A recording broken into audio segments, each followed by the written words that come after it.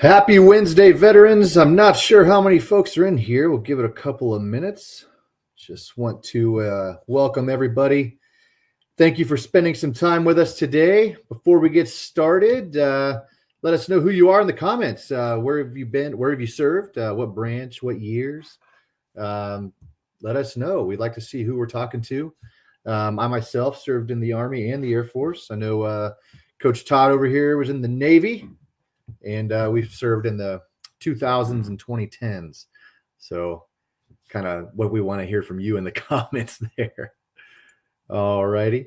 We'll go ahead and get started here in about 5 minutes. We want to give as many veterans as possible a chance to filter in so that they get the full Q&A. We are going to do a Q&A this afternoon, so there's no specific topic. Once we get started and get through our about 5 minutes of intro, and talk about the elite program and so on and so forth. We'll get started on that Q&A. So save your questions for now. We'll get started on that here in just about 10 after the hour. But just wanted to go ahead and go over that. Thank you again so much, everybody, for joining us this afternoon. James, good to see you. Rodney, Jose, Daniel, Daryl. I see Daniel, fellow Seminole fan there. I'm a Florida State alum myself. I don't know if you can see the shirt there. Good to see that Seminole head logo there. The old one too. It doesn't look like it's the new one. I don't like the new one at all. But good to have you folks. Lots of Navy in there today. Won't hold it against you. As you should not. Hey, Ron, thanks for your service, Chief. 23 years. That is not a short career by any means. Good to have you, brother. Good to have you. We got a retired first sergeant in here, Franklin. Thank you for your service. Thank you for all of your service as well. Oh, the Kitty Hawk. Daryl Sullivan on the Kitty Hawk. Kicking off a lot of the Kitty Hawk was famous in early GWAT, right? Good stuff. Do what? I remember the Kitty Hawk. Oh, yeah. Oh, yeah. Well, again, welcome, everybody. Good to have you all. Like I said, if you're just getting in, we'll get started here in a few minutes. We just want to give everybody a chance to get in here and make sure that they are able to hear all of the Q&A today. Good stuff. Congratulations, William. I know it took you a while, but at least you got there. 35 years to go from getting out to 100%. Well earned, well deserved. All right, we got some Vietnam era CBs in here. And we just got a lot of Navy today. They must have known you were coming, Todd. I hope so. I'm cool with that. Hey, I'm not knocking the Navy. Make fun of you guys a little bit, but we're allowed to do that. Sibling rivalry. Absolutely. Good to have you, folks. Yeah, we got Army, Air Force, Navy. Looks like I'm sure we got some Marines in here. Yep, we do. Jay, how you doing? If I missed you, I'm sorry. Wimberly, there's no real. Of course, there's a mathematical average. That's a question, and we'll go ahead and start with the Q&A here in just a few minutes. So, but since that question is in the chat, I'll go ahead and answer it. But the average mathematically is probably about 4 or 5 months, right? But we're seeing anything from 2 weeks with a fully developed claim and a DBQ. I've come back recently. I've seen a couple of those come back very, very quickly. But I've also seen those fully developed claims with DBQ and everything like that take several months. So a lot of it depends on the region that you're in. A lot of it depends on the complexity of your claim, so on and so forth. So I'm sorry I can't give a better answer. There really is no set average, right? So again, we'll get started with the Q&A here in just a few minutes. But we're going to give about 1 more minute for folks to get in. We usually start at around 11:05 Central Standard. So thank you all for joining us. I know we've got a ton of questions that want to be answered today, and we will go ahead and get started on that here shortly. So thank you all for joining us. Again, my name is Andrew Porter. I served from 2004 to 2019. I was one of the very few lucky veterans that I know that did benefits upon discharge, and I was rated 100% right out of the gate. I was airborne infantry, most recently in the 82nd Airborne. Went to lots of schools, deployed several times, and I'm a veteran of both Iraq and Afghanistan. like I said, from 2004 to 2019, did a lot of stuff within there. But I've been with VA Claims Insider for just over 4 years. It's been probably the best job I've had since I was an infantry team leader.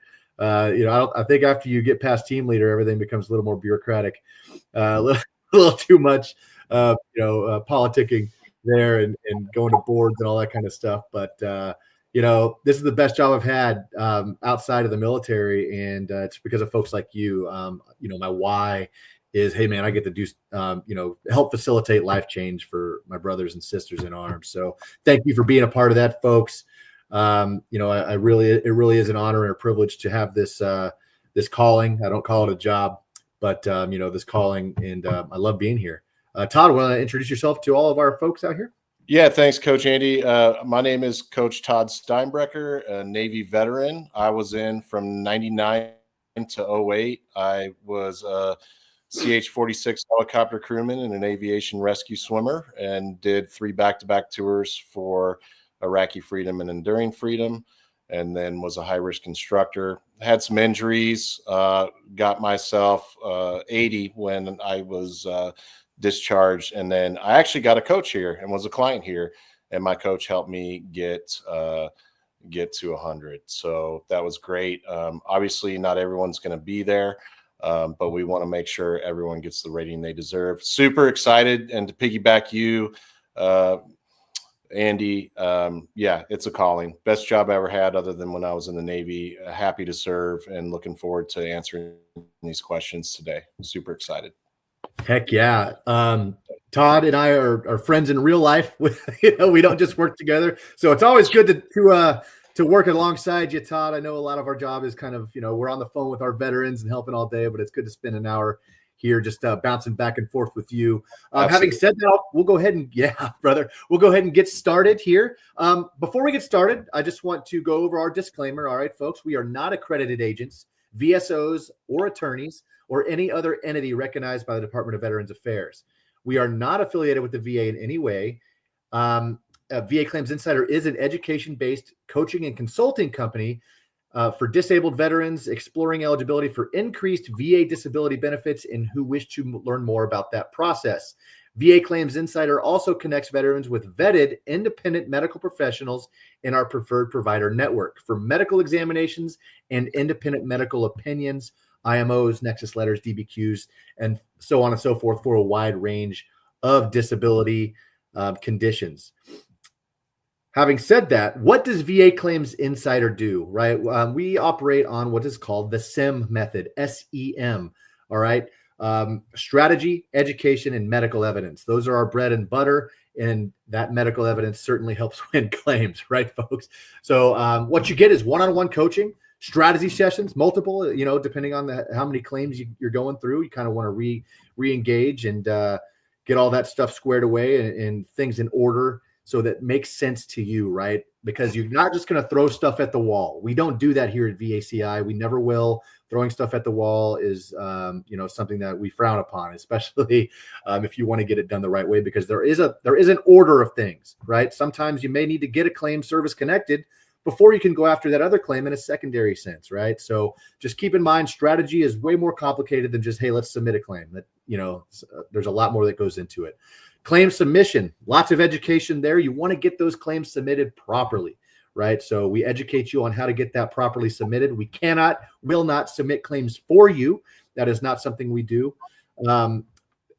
But we will definitely make sure that you know exactly how to get that done the proper way. C&P examination education, right? That is the most important part of the entire process, is getting that going into that examination armed with the knowledge you need to succeed, right? If you're educated on something, you can speak to it more clearly, and knowing your symptoms, because a lot of folks maybe have something going on with them, but they don't know that's a symptom of the condition that they're dealing with, right? So it goes way deeper than just, hey, this is what's wrong with me. Please rate me, right? So we definitely want to make sure that our veterans are all properly educated, have the right strategy and that correct medical evidence. Also, with the elite membership, live classes via Zoom. 3 times a day we have classes, okay? Starting in the mornings with coffee with the coaches. Then there's mental health exam education and medical exam educations that you'll get, okay? So there's these the Facebook Lives and so on and so forth, as well as, you have that one-on-one direct communication with your coach and your coach's EPC team, the elite program coordinator team. It is a phenomenal team to work with, and I hope that you will all sign up and get yourself a coach. If you would like to learn more, you could schedule a free discovery call. There'll be a link here that'll pop up, I'm sure. So schedule a free discovery call and talk one-on-one with one of our team members by going to vaclaims.help. All right, vaclaims.help is where you will go for that. And if you need help, reach out to our organization at vaclaimsinsider.com. We would love to partner with you on your VA claims journey. Having said that, today, folks, there is no set specific topic. We are going to answer as many questions as we can over the next 50 minutes. So I know there's about 4 already that I want to get to. Well, there's more than that. It looks like it's piled up since I started. So we're going to go ahead and start with Kayla. Kayla says, on March 3rd, 2025, the VA denied my claim for benefits, noting that I had no nexus, but conceded favorable findings based on my military record. Do I need a medical nexus or lay statement nexus for an appeal?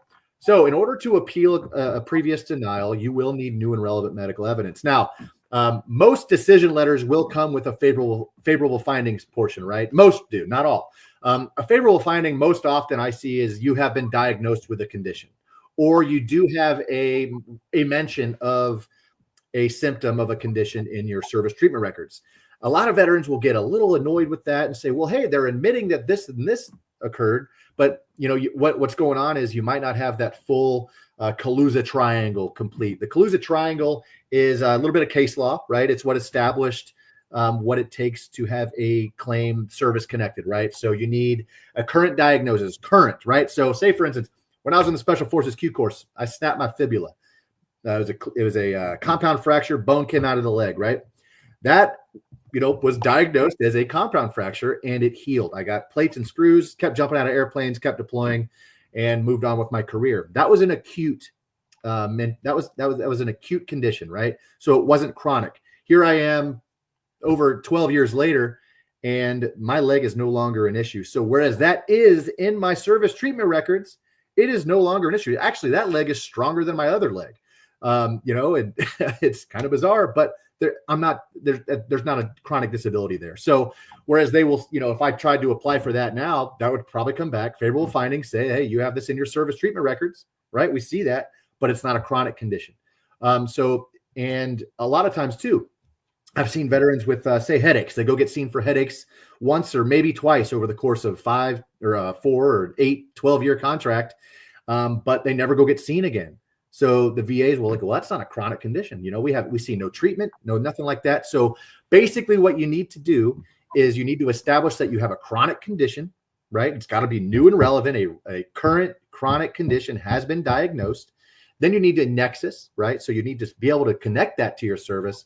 And you need basically to complete that Calusa triangle, right? So the nexus, the diagnosis, and then the in-service event or aggravation, right? That's the 3 parts of that Calusa triangle. I don't want to spend too much time on this. Hope I answered your question there. But hey, sign up, get with a coach, and you can dive deeper into that, and they can help you along your journey of getting that service connected. Thank you for the question, Carla. I certainly appreciate that. Todd, it looks like Franklin has a question as well. Do you want to hit it? Sure. Hit on question? Absolutely. Yeah, and I agree with that. Getting to the doctor medical evidence showing it's a current thing. Absolutely. Franklin recently requested an increase for mental health. They only increased to 50%, said 70% required further issues such as suicidal ideation. I requested the increase due to suicide attempts. Okay. Well, thanks for sharing, Franklin. And bottom line is, severity, duration, and frequency of symptoms are the difference between a 10, 30, 50, 70, or 100% mental health rating. If you're not already working with a coach, we'd love to talk to you about that and do a discovery call. But yes, based on severity, duration, frequency of symptoms, There are, according to the rating table, the CFR 38 Part 4, the Code of Federal Regulations that the VA uses to rate different things, that is definitely a symptom. There are more, and you definitely want to study all of them. There are 31 mental health symptoms that the VA does look at, whether it's PTSD, any type of mental health claim, could be depression, mood disorder, anxiety, so on and so forth. Okay. Absolutely. I got nothing to add there. Mark, I see that you're 100% permanent and total with the help of VACI. Congratulations, brother. That is true life change. And I know that's not a question, but I wanted to touch on it because A, congratulations. And B, look, folks, when we say life change and getting to 100 is great, yeah, the financial bit is outstanding, right? I mean, we all know, hey, a little bit more money goes a long way, even if you're saving it for retirement or so on. But once you hit 100, more benefits open up to you.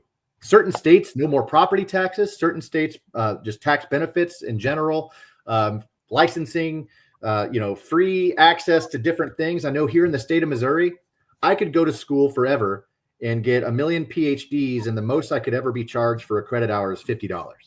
I mean, you know what I mean? Texas, I know there's you can get a free pilot's license in some I believe in some instances, right? So there different states, different benefits, lots of life change. So congratulations, Mark. I'm not sure what state you're in, brother, but make sure you're checking out those benefits. Again, Champ VA as well. And if you have federal student loans, if you have kids, college for free, getting to 100% is a lot more life change than one might think. So, hey, get with this, get a coach, get started on this journey, and let's literally change your life and get those benefits that you deserve. All right, folks. Thanks, Mark. Appreciate you, brother. Ken has a question. I never got a toxic screening for the PACT Act, and despite a denial letter stating I was overseas in the area, I was denied on all PACT Act claims because I had not had a screening. How do I get a screening? All right. So you can go to va.gov and type in PACT Act in the search bar, and the screening information will pop up there. Having said that, a lot of times, I have been, the PACT Act dropped, 2.5 years ago? Something along those lines. Yep. The vast majority of my veterans didn't have a PACT Act screening either. If you are diagnosed with a condition that falls under the PACT Act, you should be good. You shouldn't need any more than that. Now, a PACT Act screening I never had a PACT Act screening either, and I'm service connected for several PACT Act conditions, right? Rhinitis, sinusitis, and rhinosinusitis. I'm service connected for all three of those, and I never had a PACT Act screening. So that decision letter, sometimes they get stuff wrong. But if you would like to get a PACT Act screening, you can either contact your local VA, go to va.gov and sign up for one yourself, and, take that route. But, as long as you have a diagnosis of a condition, you should be good to hook. So I would sign up, get with a coach, dig deeper into the weeds there. Obviously, I don't have any of your information pulled up in front of me, but that's my recommendation for you there, brother. Thanks, Ken, for your question. Todd? Yeah, I'd like to add to that real quick for Ken. And that does happen sometimes, and the VA does make mistakes. So again, when you look at that decision letter, you want us to have a look with you, we're more than happy to do that, Ken. And that's good advice. I got one here, Coach Andy, from Ron. He is a retired chief, and he is 100%, but he has other problems. Should I send another request to change my percentage? I think this is a great question. Once you are at 100, the difference is, are you at 100 or 100 permanent and total? I would say if you're at 100% permanent and total, you are covered from head to toe, including dental. So if you have other issues going on, just go ahead and get care for that. I would not personally be putting another claim in if I was at 100 permanent and total. I would just go ahead and get the health care I need. Did you want to add anything to that, Coach Andy? Look, I mean, it's a risk. Once you're at 100% permanent and total, you're like you said, Todd, you're covered for everything, even dental, right? Now, some veterans are like, oh, well, if you get a 60% over, right? It's not just getting to 160%. If you get 60% over 100, there is a little bit extra financial benefit. It's not terribly much, but once you're 100% permanent and total, they close it. They'll never look at you again. If you open another claim, you risk losing your 100% permanent and total. because if they want to go ahead and reevaluate your conditions and then they deem in your C&P exams, oh, well, his symptoms aren't as bad as they were before, we're going to go ahead and take this away. It's a risk that I personally would not take. It is very, very difficult to get to that 160 mark, right? I'm 330% total with human being math, right? Because of all my injuries through deployments and all that kind of stuff. And I'm 100% for combat PTSD. If they take 100% for that combat PTSD away, if they knock me down to 90, I would no longer even be 100. I would no longer be 100%, right? So don't do it is my recommendation. Do not do it. The math is weird. And, if you open it up, then you risk losing all of that work that you did to get to 100%, Chief. And I don't want to see you do that. So again, it is a personal choice that you have. But I will scream from the mountaintops. Once you hit 100% permanent and total, leave it alone. All right. That's my personal opinion. Todd? 100% agree with that. All right. We've got Thomas Rhodes, been getting claims since 97, got to 90%, still working on getting 100%. Good for you, Thomas. Hang in there. It took me over 10 years, which probably shouldn't have taken that long, but I just figured, if it's there and I deserved it, I should keep going for it. One thing to keep in mind, just to add to that, sometimes depending on what our service connection disabilities are, those could increase in symptoms and get worse over time too. So that's always something as well. You want to look at potential increases.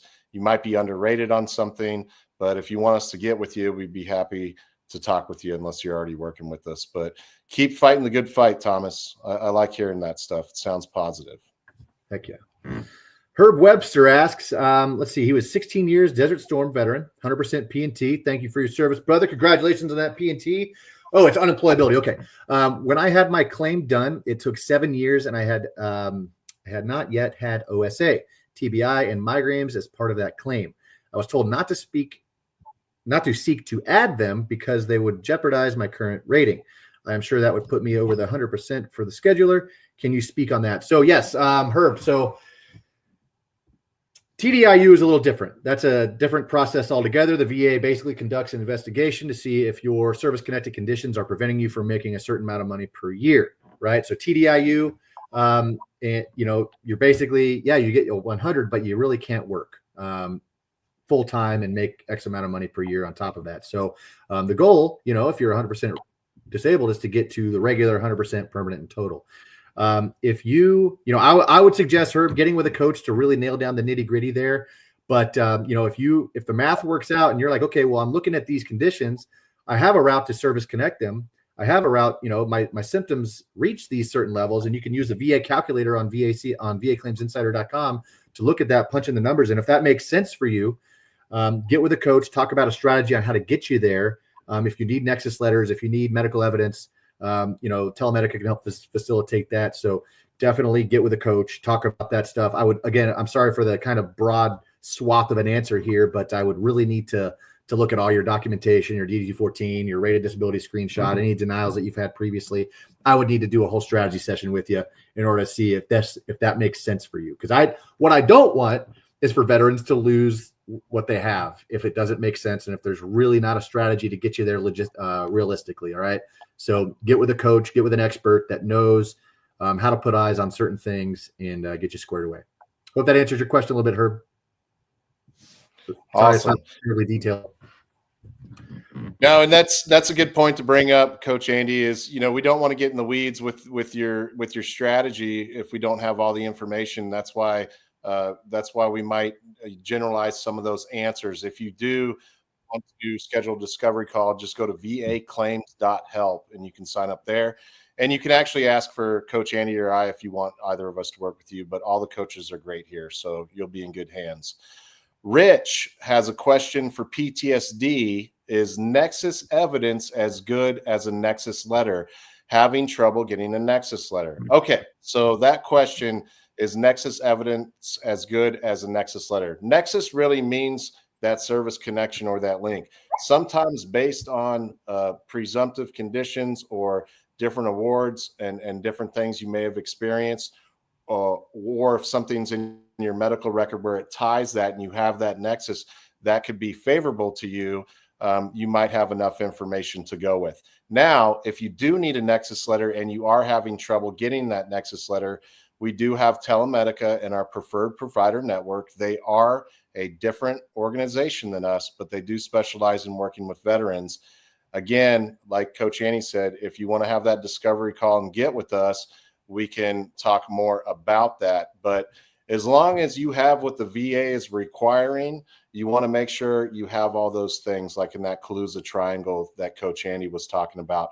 But further investigation on my part, I wouldn't want to do you a disservice unless I actually saw everything that was going on with you. Do you want to add to that, Coach Andy? No, you nailed it, brother. I see Joe has a question. He missed a CMP exam. You don't want to miss those, folks. Back in December, and they say my request to reschedule has been put in. Is there any way to confirm that and find out the status of the reschedule? Two things. If you got a letter from, say, QTC, LHI, VES, one of those contractors, I would give them a call and confirm, hey, as my CT, they should be able to pull your information up and confirm if your exam was rescheduled or not. Secondly, I would do both. I would call 1-800-827-1000. That is the VA's hotline. And I would also inquire with them. You want to do both. So check both boxes off and make sure that you get those exams rescheduled. If they don't reschedule them and they send you a denial letter, don't panic. All right. You can write a personal statement describing why you missed your CMP exam. Explain that you were told that you were rescheduled, you called, etc., and then file a supplemental. Again, I would get with a coach, talk about that stuff, and make sure that you're all squared away there. All right. Thanks for your question, Joe. All right. Michael, never went to sick call. Our CO actually harassed us if we went to sick call. I was really naive back then. Hey, Michael, no doubt. We get it. We understand the culture in a lot of our cases. So if you never went to sick call, I work with vets every day that did that. There's a way to build certain cases. I think prioritizing them and what would make the most sense that you could potentially get service connected for first is good. There's also other types of claims you can do, secondaries. So if there's anything you did go to medical for, or that could be a presumptive condition, those other conditions potentially could be secondary to those. And that's all part of a strategy session. Everyone's unique. There's no cookie cutter here. But if something did happen and it is your truth and you got injured or something occurred when you were in service, it's kind of like Coach Andy was saying at the beginning, is it still causing an issue? Definitely, I would get on a strategy call. I would be getting myself to the doctor, showing that those are still issues, and start building your case. Sometimes it takes a little longer to do it that way if you didn't go to medical for something, but it doesn't mean it's impossible. So make sure you're uncovering every stone with that. And if you want to do a strategy call, we'd love to talk to you about that. Okay. Great question. All right. Thanks for that. I have nothing to add there. Let me see here. That one was already answered. Let's go to Mark. Mark, good afternoon, brother. I got a date with the VA law judge in a couple of months. My advocate is no longer available. What do you recommend? Can I remove him as my advocate and reassign someone else? So we do not work with the appeals, with the Court of Federal Appeals here. You would definitely want to, I would call a VA or call the VA, get with a VSO or a veteran's attorney in your area. You can reassign someone else. Absolutely. And you can remove them. Yeah. So I would call again, 1-800-827-1000, request to have that advocate removed for you, and then go about getting yourself a new one, similar to the way that you did last time. Right. So if your advocate is no longer there, get with that company that advocate was working for and see if you can be reassigned a new one, or you can go find an attorney. All right. Anything, Todd, to add there? I do not. Sorry, I was on mute. You are good. I will move down. I'll move down to Joe. Joe, I have service-connected prostate cancer. will I be sent to a C&P exam for ED? So everything has a C&P exam. Every claim, every kind of claim has a C&P exam, whether it's an ACE exam that you don't have to show up to, whether it's just a rater or adjudicator looking over your documentation. I'm guessing your question is, will you be sent to go and actually have an exam done physically? More likely than not, yes. For physical conditions like that, it's something they can actually, they can do a physical exam and ask you questions and fill out a DBQ. So I would expect a C&P exam for ED secondary to the prostate cancer. It's not something that they, like headaches a lot or sleep apnea, right? There's not a whole lot of examinations they can do in the room there. They can examine you for ED. So go ahead and expect that. Sometimes, yeah, you might get lucky and they might just say, hey, we just maybe need a quick phone call. But I wouldn't, I would just expect it. Sorry. Don't mean to hit you over the head with the word expected many times, but go ahead. Todd, you want to get the next one? Yeah, sure. Mike G giving a good shout out. Good job, Insider. Go help them. You guys got me 100% permanent and total last year. I'm so glad I didn't have to fight them still today. Definitely worth my money. Much love, Mike Girardi. Mike, we love you too, brother. Glad you made the Hundo Club, and you had a great coach there. I know him personally, so well done, and thanks for the shout out. Heck yeah, Mike, and don't cut yourself short, man. You did a lot of work, so congratulations on the hard work paying off, brother. We're glad to help. Absolutely, good call. I like that you said that, Andy, because at the end of the day, you and I cannot be in the C&P exam room with any veteran. We can only educate and empower you and make sure you have everything in there. So yeah, well said. Billy, can a review by higher authority be overridden by the regional that screwed it up to start with? Yes. So I believe, Billy, you are talking about a higher level review. Okay. So if you're doing a higher level review, that higher level reviewer, they were a rater, they were a senior rater. They are now in a position where in that higher level review, they do have the power to overturn a decision or correct something. If there's an error made, the VA calls that a duty to assist. But to answer your question, a higher level reviewer does have authority to overturn a decision or get you the fair shake that you deserved in the first place. Maybe it's another C&P exam. Maybe they have enough evidence based on that higher level review. They'll make that decision. Okay.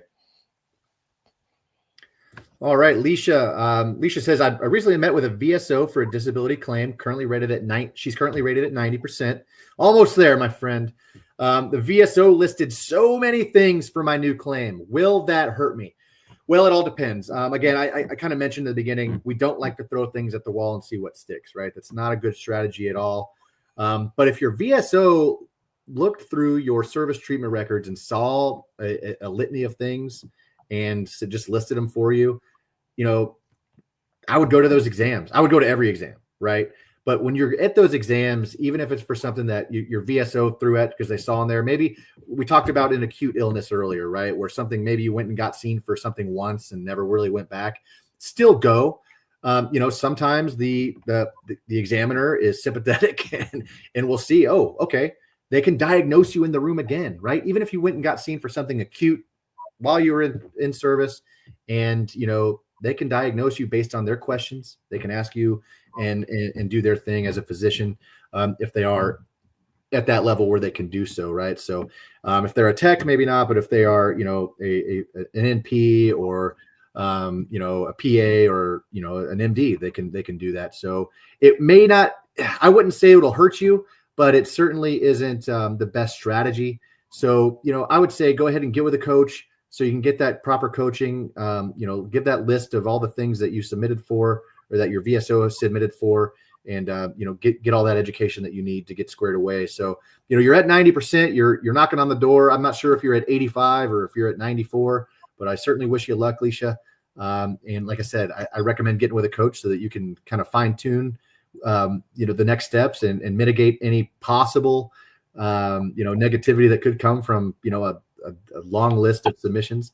And I wish you the best of luck. Anything to add there, Todd? I do not. That's perfect. We got another one here from Ray, currently 10% diabetes. The VA is placing me on oral meds Should the increase be pretty straightforward? Also rated for neuropathy secondary to this condition. So Ray, great question. So the rating table will show different percentages and breaks on anything that you're going for. And based on, as far as diabetes goes, there is, like, if you're taking insulin and oral medications, restricted diet, so on and so forth, as the severity increases on those, you will definitely look at potential increases. So should the increase be pretty straightforward? I mean, to answer that question, I don't know if anything's straightforward in the sense of being able to look at everything that you have, make sure all your ducks are in a row. If there's any additional supporting evidence statements in support of your claim, things of that nature, based on that severity, duration, and frequency of what's going on, I think it's important because you also don't want to undervalue what you might be rated at. It's not just what you think you can get at the next level, but there might be something else there. But love to go over, if you're not working with someone, Ray, to go over that with you, because I don't know, pretty straightforward. I mean, it sounds like it, but again, I would want to look at everything because we don't want to miss a step and have the VA come back and you put all that time and effort in and you just get a kickback. Okay. I agree. These next two are pretty straightforward, so I'll take the two, Jerry and Jim. So Jerry asks, I was rated independent unemployability in 1980 at 80%. I know that is the 80% is protected, but is the IU a standalone protected? That all depends, Jerry. So you can be awarded 80% TDIU, permanent and total. So if you were awarded that permanent and total, then it is protected, right? So definitely you would want to go back and look at your decision letters. You can go to va.gov and those decision letters should be available for you, or you can call 1-800-827-1000 and inquire there. But if you did get a letter saying that your 80% TDIU is permanent and total, then yes, that is protected. Jim asks, my medical records from Da Nang Hospital in 68 are not in my blue button. How can I find these records? All right, so your blue button report will not have your active duty service treatment records on it, or reserve or guard or anything like that. The blue button report is strictly your VA records. That's it, just VA. So if you're going to the VA, all that stuff should be in your blue button report. You can request your medical nexus records from the archives. If somebody could put the National Archives, put that in the chat there. You can, or go to Google and type in request military medical records, and it'll pop up one of the very first links there. You can request those records. Now, having said that, from Da Nang in 68 may or may not exist anymore, right? A lot of veterans that, weren't in Vietnam, their records went up in Louisiana in a fire a couple, about a little over a decade ago, maybe almost 2 decades ago now. So those records may or may not be lost. Still request them, see if you can get anything, but that is, it's the National Archives. And again, type in Google, request my military medical records. And you shouldn't have to pay for it. So don't go to one of those paywalls and do that. All right, folks. Anything else to add there, Todd? Great advice. And yeah, you can request those, and hopefully we'll get that link up there. Unless it already is. Steven, about to file my claim, still not sure where to put sleep apnea secondary to depression or back pain. Well, first of all, Coach Andy and I are not doctors, and we cannot diagnose anything. With that being said, that if that's going to be a secondary claim, it sounds like like the Kaluza triangle is definitely something you want to see. You want to make sure you have that nexus. Again, if you get lost with the resource and you want to come do a discovery call with us, Stephen, we'd be happy to go over anything we can as part of your strategy. Yeah. But you want to make sure that, again, that nexus is there. You have that diagnosis, and it can be secondary to something. Sometimes you have additional service connections that are going on, and it could be potentially secondary to multiple things, right? So it really depends. And again, I know Coach Andy and I, it's not that we don't want to answer specifically, but we would have to be able to see everything that's going on with you to make sure that's the best strategy for you. I can give a little bit more of a detailed answer here without spending too much time on it. So with sleep apnea secondary to depression or back pain, you're really looking at, are those conditions causing weight gain? The number one number one cause of sleep apnea is going to be obesity, medical obesity, right? The other causes of sleep apnea are going to be anything that obstructs your airways, right? So obesity, obviously, if your neck is thicker, because of that weight gain, it's going to, obstruct your airway. Then you have things, respiratory conditions, right? So if you have really bad allergies, a broken nose with a deviated septum, chronic sinus issues, stuff like that. So really, if you're looking into, or if you have a neck condition, right? That's, if you have a really screwed up neck, something like that. So you're really looking into, okay, what is causing my inability to breathe properly at night, right? When I'm asleep, right? If I'm laying down. You've got to look into that, because mental health alone by itself, just having depression, is not really going to obstruct your airway, right? But if that depression is causing you, to stress eat, maybe drink excessive alcohol, and that leads to obesity, then you have an intermediary there, and there's other steps that need to be taken. Again, don't want to waste too much time on this, but you've got to link those two. So get with the coach, talk about the best way to link those. Again, sorry, I don't want to spend too much time on one question. There's a lot of questions, and we've got about 19 minutes left to get to them. So I do apologize. Hope I shed some light on that for you there. Great. A little bit.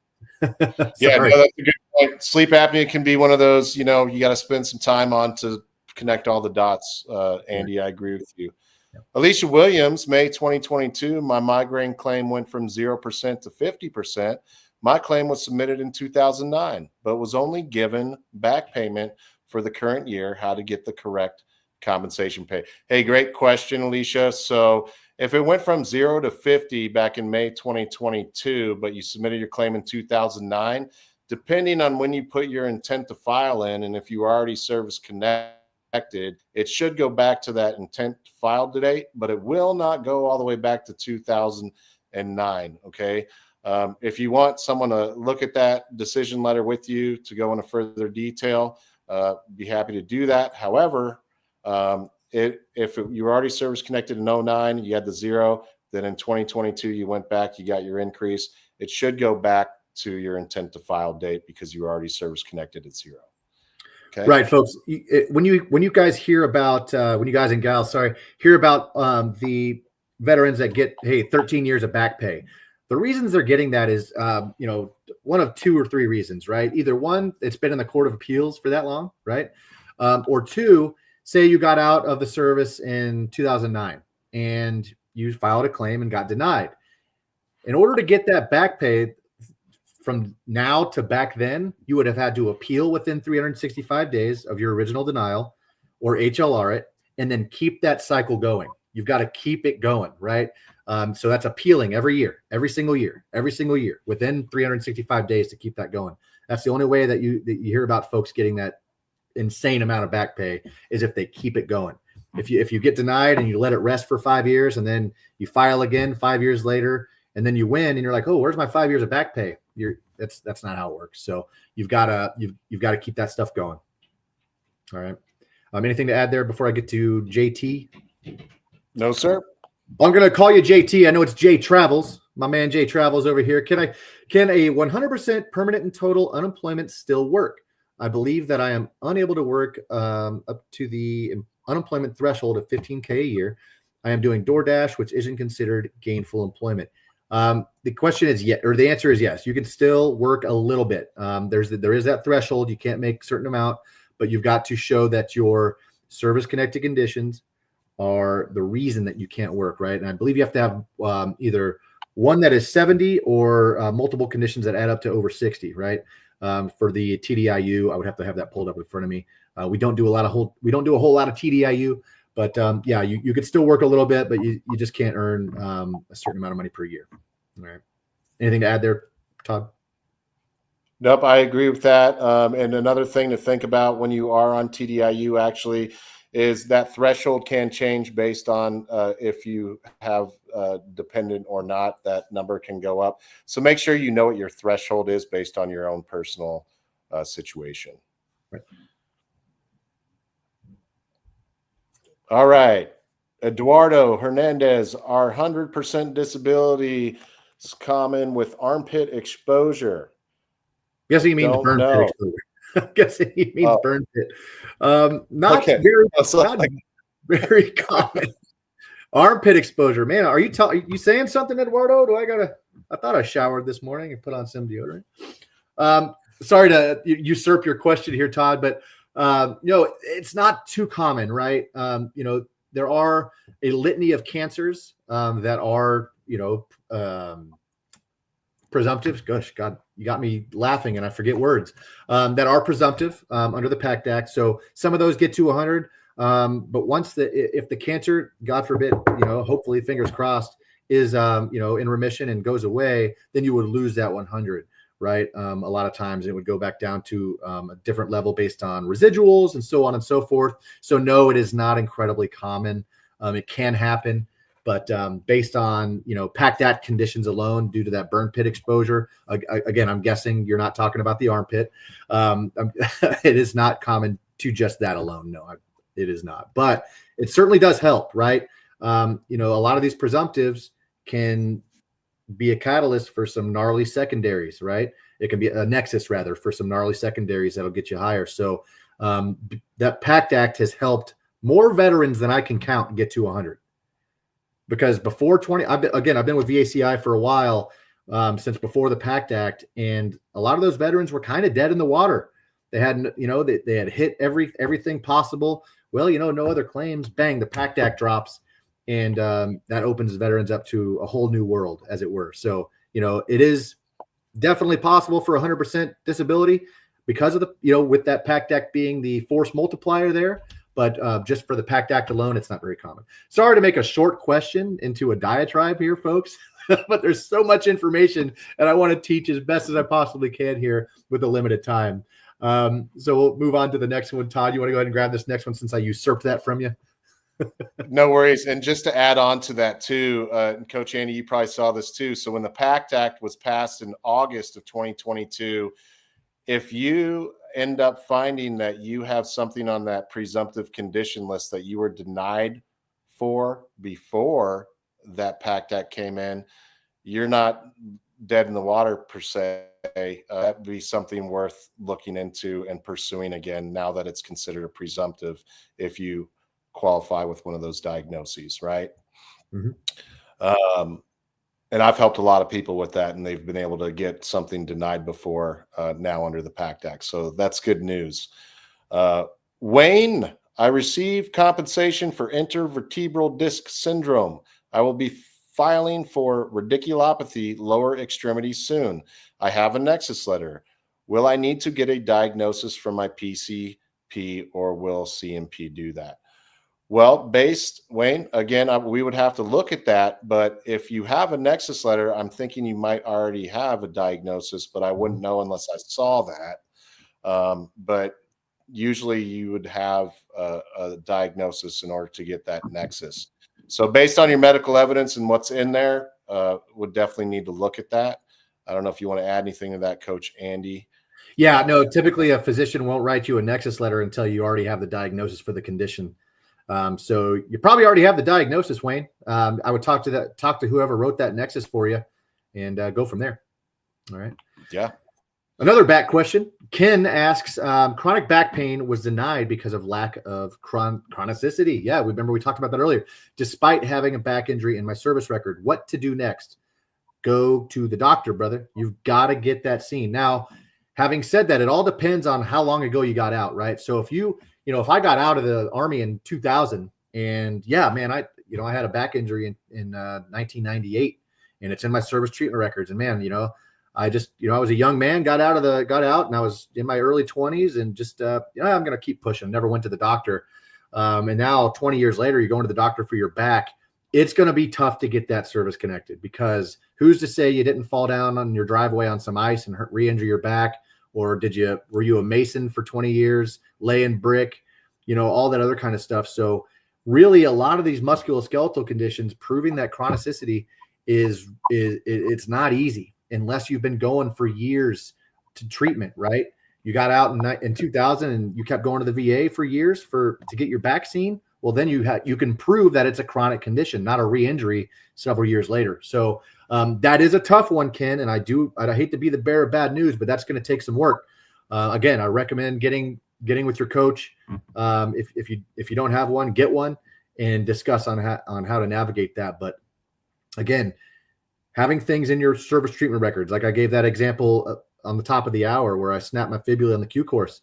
That's not a chronic injury. My leg came out of the bone came out of my leg, and they repaired it. I went through rehab, and I kept jumping out of airplanes and deploying for 7 more years after that injury.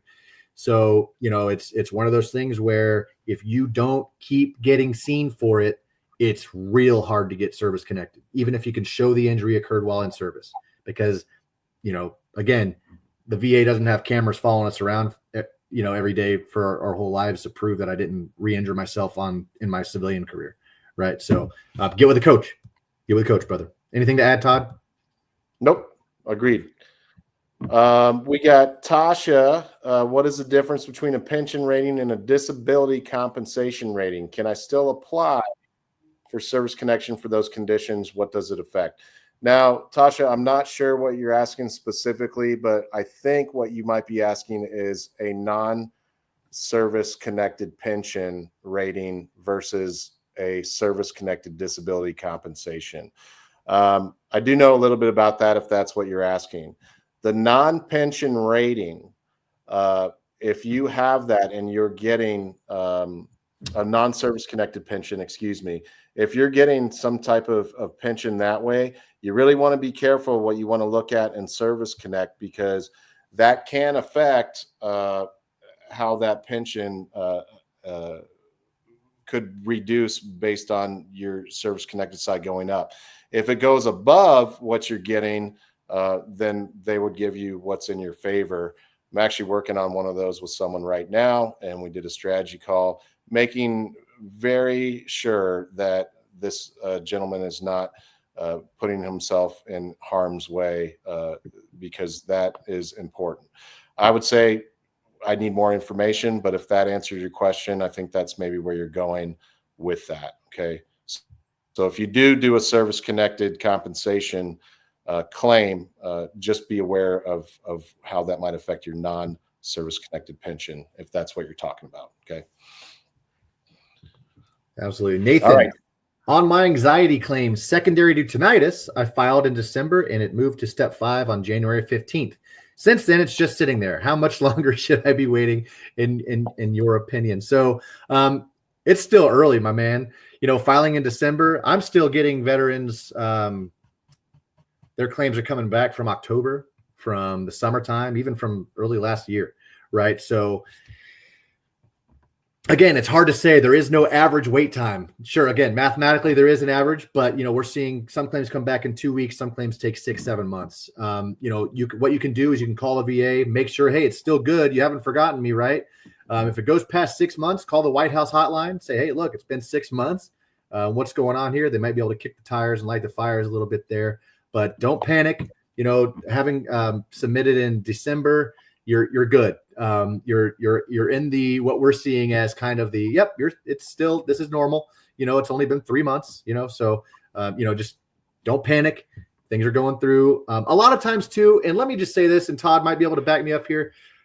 The phases on va.gov mean nothing. They mean absolutely nothing. Do not take that for what it is. You could say, hey, we're in the decision-making phase, and then you'll see a week later it's kicked back to phase 2.